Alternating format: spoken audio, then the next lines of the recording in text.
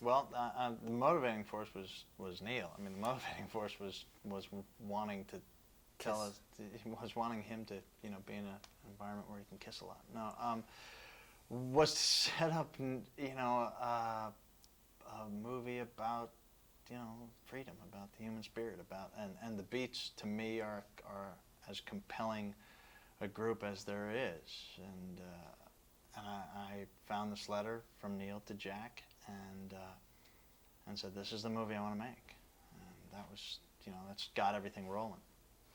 Going back, there's talk these days about the essence of being cool, innately cool. Yeah. Is that what these guys were about? They were masters of coolness of their own time. They weren't even trying. Is what made them cool. I mean, they were the originals. They were cool before cool was cool. They weren't trying to impress anybody by talking funky. They weren't trying to impress anybody by smoking or drinking or doing whatever they did. They did it because it felt good. And it became cool because it became associated with something that made you feel good.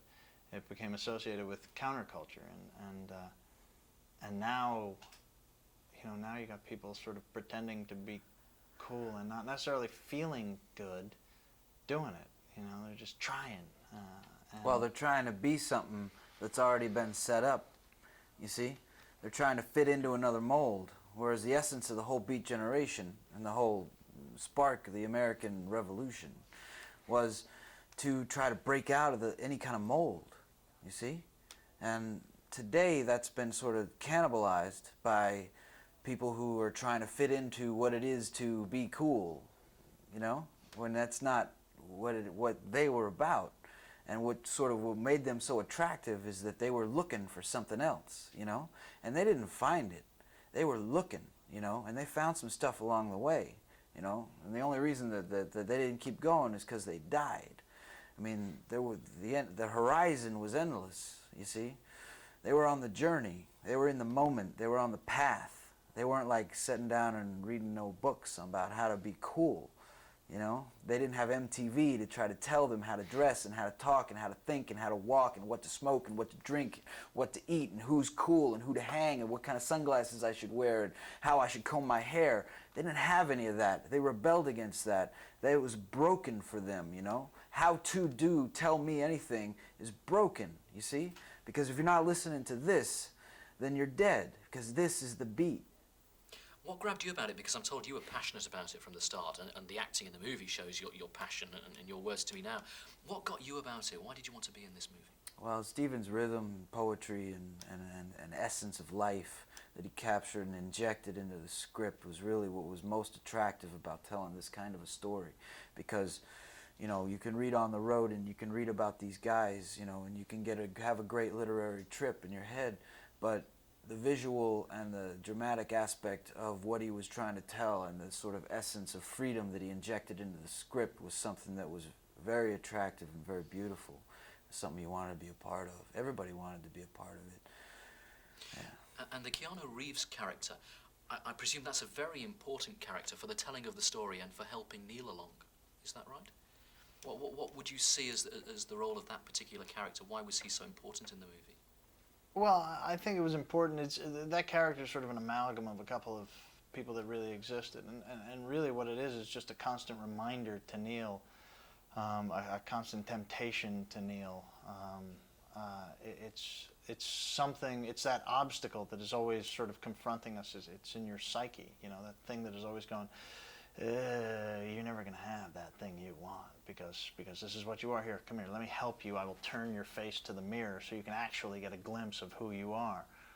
And for this story specifically, the story needs someone who is constantly sort of getting in Neal's way of achieving the dream. It needs someone who is interfering with the journey. And that's what Harry does.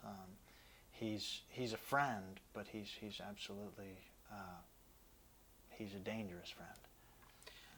It looks a terrific movie to have been involved in from an actor's point of view and from a direction point of view, having fun with classic cars. for an actor. That's good. We should put that on the Yeah. poster. Having fun with classic cars. That's That gorgeous. is it. Does it help an actor, that atmosphere, the smoke in the bar, the lighting? Oh yeah, oh yeah, yeah. Anything that you can grab onto as far as his aesthetic quality will help you as an actor, you know. And Steven really kind of set up, you know, even in the way that he had the crew and the behavior and everybody on the set, and to set up the sort of atmosphere for that kind of a creative freedom was incredibly important to, I think, what we captured on film. You know, without that atmosphere of sort of an open, loving, brotherly freedom, we'd have been dead. Yeah. I mean, I think Keanu called me like a week after being wrapped on the movie, and we were still shooting. And he said, "That's killing me, man. I want to call somebody brother again." And that was, I mean, that's the vibe. That's the, when you're in those clothes with that language, with that music, with those cars and that furniture, and you know that smell and the cigarettes and the coffee and everything. And it's, you know, you can't help. You get sucked up in it. And there is something incredibly passionate and something incredibly loving.